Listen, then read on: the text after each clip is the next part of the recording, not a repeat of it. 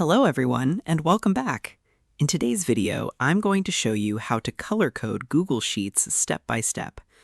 Adding colors to your spreadsheet can help organize information, highlight important data, and make your sheets easier to read. So let's get started. First, open your web browser and go to Google Sheets. Sign into your Google account if you haven't already. Next, open the spreadsheet you want to color code. To change the color of a cell or range of cells you want to format, first select the cell or range of cells you want to format. Then click the Fill Color icon in the toolbar at the top. It looks like a paint bucket. Choose the color you want from the color palette. The selected cells will now have the new background color.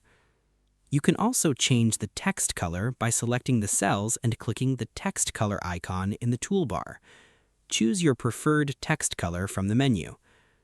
If you want to organize your data with automatic colors, you can use conditional formatting. Select the range of cells you want to apply the rule to. Click Format in the top menu. Then select Conditional Formatting.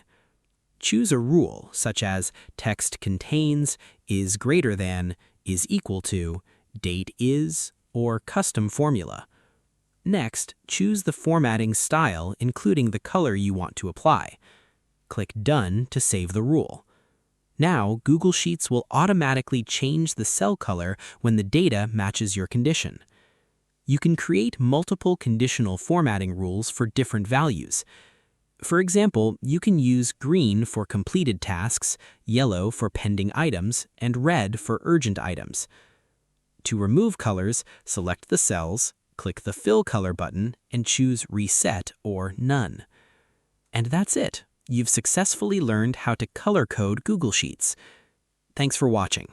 If you found this tutorial helpful, don't forget to like, subscribe, and turn on notifications for more Google Sheets tips, spreadsheet tutorials, and productivity guides. See you in the next one.